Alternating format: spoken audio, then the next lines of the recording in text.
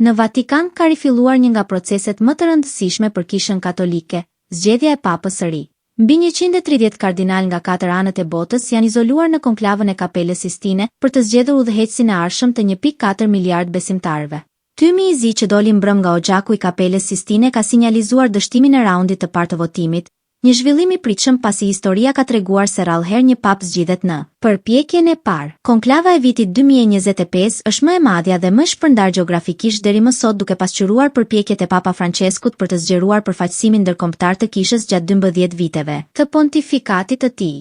Papa Francesku që ndëroi jetë muajin e kaluar u zgjodh në ditën e dytë të konklavës së vitit 2013 pas 5 raundesh votimi. Edhe paraardhësi i tij Benedikti XVI u zgjodh brenda 2 ditëve, çka rrit pritshmërinë se zgjidhja mund të vijë së shpejti.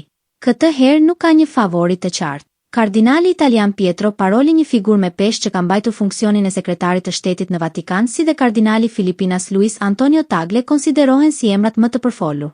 Por nëse asnjëri nuk arrin shumicën prej 2/3 votat, mund të përqendrohen te kandidatë të tjerë bazuar në përkatësi rajonale, linja doktrinare apo gjuhë të përbashkëta. Gjatë kohës së konklavës, kardinalet qëndrojnë të izoluar. Ata janë betuar për ruajtjen e sekretit dhe nuk kanë akses në telefona apo pajisje elektronike. Votimi zhvillohet në Kapelën Sistine, ndërsa pushimi, ushqimi dhe gjumi bëhen në ambientet e dedikuara brenda Vatikanit. Ndërkohë mijëra besimtar qëndrojnë të mbledhur në sheshin e Shën Pietrit në pritje të momentit kur nga oxhaku i Kapelës Sistine do të dalë tymi i bardhë, sinjali që bota katolike ka një pap të ri.